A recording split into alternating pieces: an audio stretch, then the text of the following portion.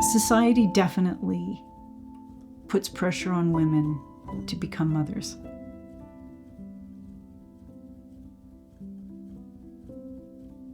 And much as I wanted that, I had such a wonderful example of what a mother could be from my own mother. I wanted to be that, and I thought it was the most important job in the world. But that isn't the job I ever got to play.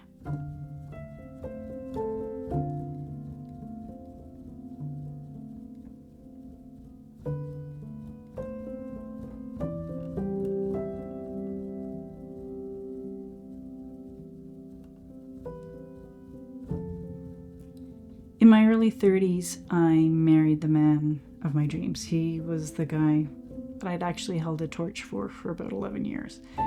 And I was as happy as I had ever been. We were planning a family and he wanted kids. And shortly after we were married, I got pregnant.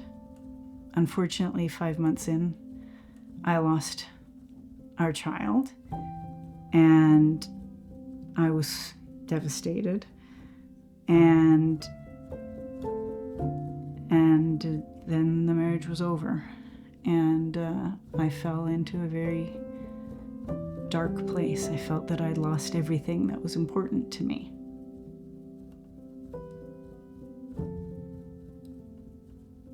My love, my home, my family, my health was gone.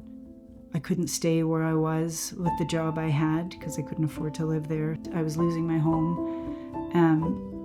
All these fundamentally important things were gone in an instant.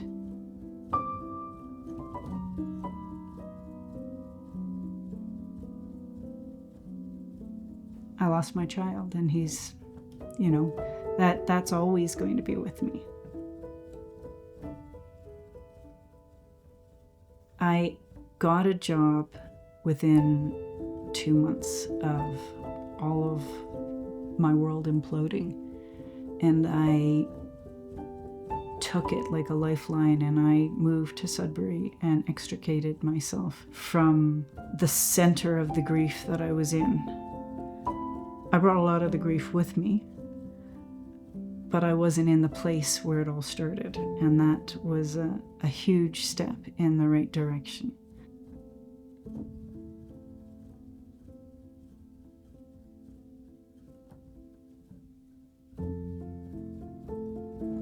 I got a job being a field geologist working for a government survey, and that was pretty much my ideal job, and it would help me refocus things.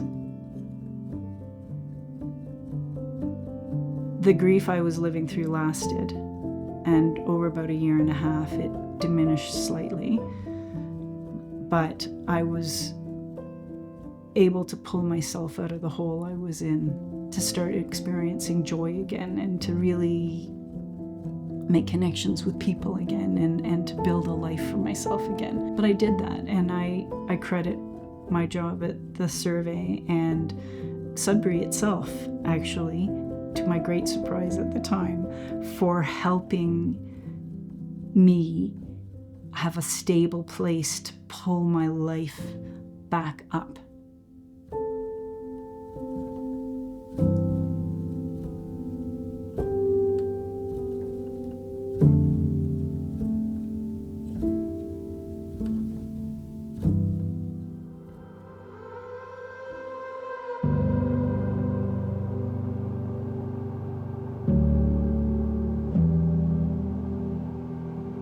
One of the things I'm proudest in life is having survived and pulled myself out of the hole of grief that I was in. And I do take credit for myself. As many people as I had that were wonderful supports to me, it was me that did it. It's only ever yourself who can pull you out of the hole you're in. Having the supports and the love around you definitely is an advantage, but it's still you.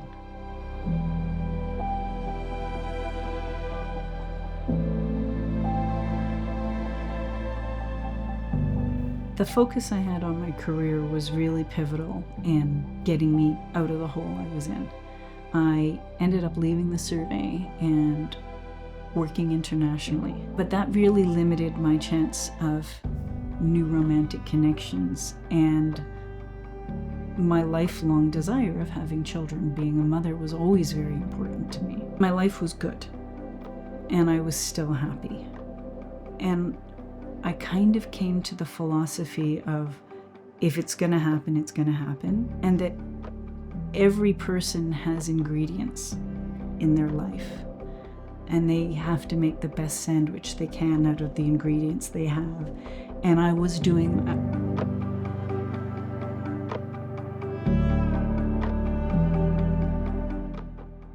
And I have to admit, even into my 40s, I really did want to have kids, and I grieved the fact that I would never have kids. But I was still loving life. I had amazing friends. I was making amazing friends all over the world.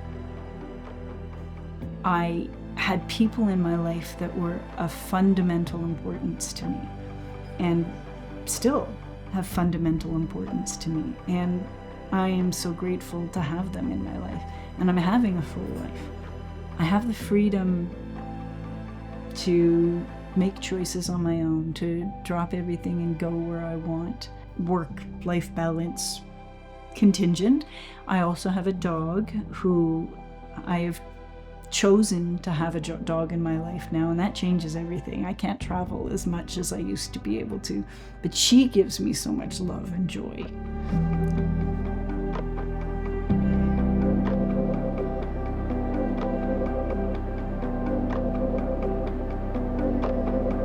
There was still a lot of pressure, even in my 40s and early 50s. I felt the pressure of having to be in a relationship. Not coming from inside, but definitely from the external pressure. I remember my friend that I was working with a lot in Turkey would always show Sex in the City. And I'd come away from it feeling less because I wasn't in a relationship. And all that those powerful women wanted was to be in a relationship. And it's like, well, hang on, you're wonderful on your own. Why can't I feel that way? I'm wonderful on my own. I stopped joining her in her Sex in the City evenings because I found it depressing and the wrong message to be giving to women.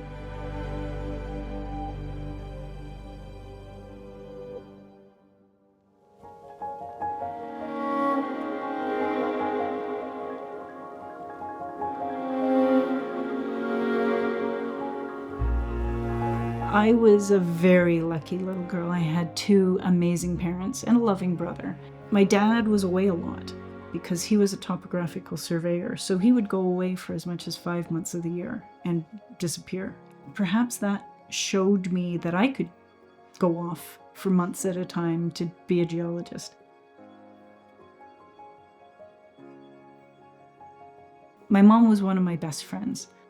When I was going to university, my mom decided that it was also her turn to explore getting a post-secondary education, which she hadn't had.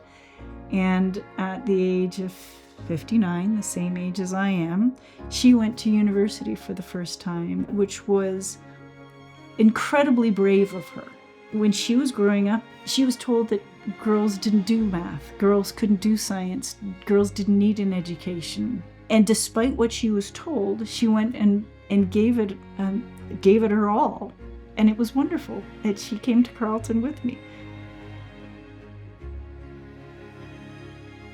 Weird to have my mother on campus and all of my friends knowing, but it was also amazing. And I was so proud of her because she was being so brave.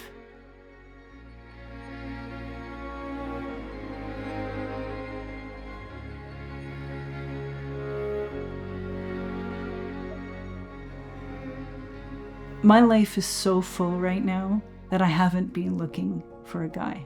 I don't feel the need or the pressure to find a romantic relationship.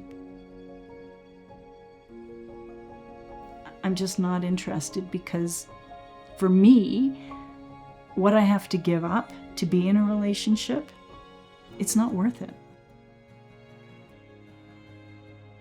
When I'm in a relationship, I sacrifice myself. That's not my partner's fault, that's my doing. I know that, but that's who I am. I put my interests aside and I suddenly develop new interests that coincide with the person that I'm with.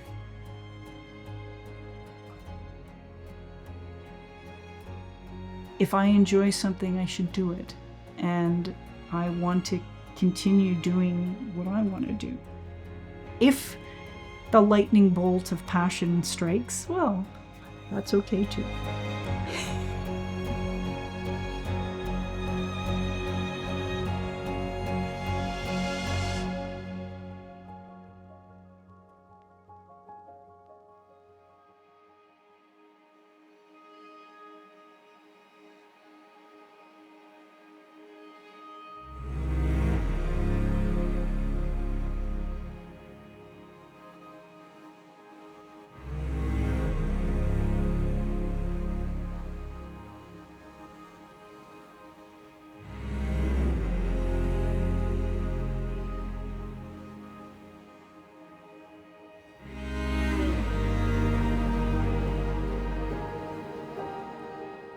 I am now part of a pretty wonderful community of women that I share my life with, one of whom lives with me here in this house. We bought this house together because we were able to do more together than we could do on our own. I think that's pretty exciting. We've decided to chart our own course in how life should be lived.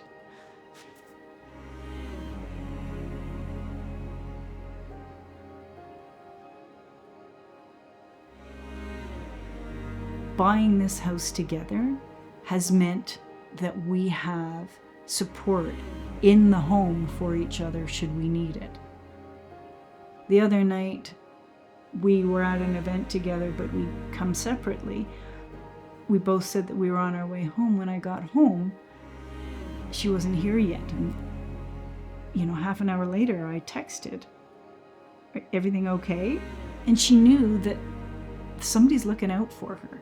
And I know that if the reverse had happened, I would have had someone looking out for me.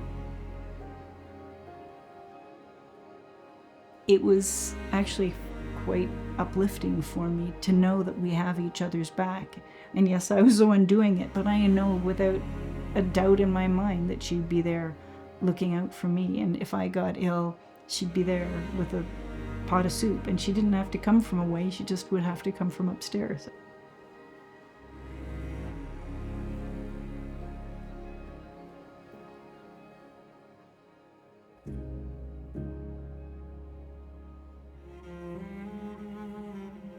I feel like I never look back. It's been such a fulfilling relationship, and we have so many other friends in common now, and we've built a little community for ourselves.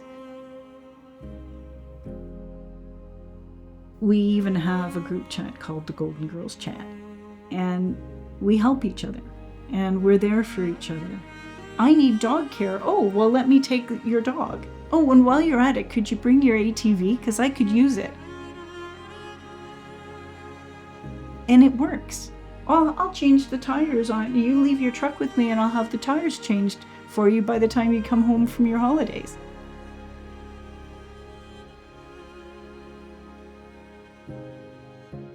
It's so mutually beneficial and fulfilling and I don't know, happy making. It just makes me happy that I have this community. It's something that honestly, as a child that moved all the time, I was always looking for community and I found it.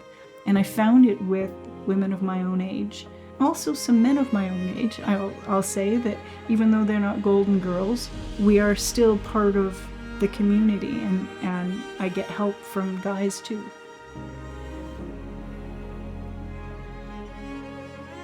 The freedom, the fun, I don't know, it's all wonderful. I feel like my life is very fulfilling and has been very full, and I feel like one of the luckiest people in the world. Just because I didn't get all the ingredients I wanted when I was a kid doesn't mean that I didn't have a fabulous sandwich.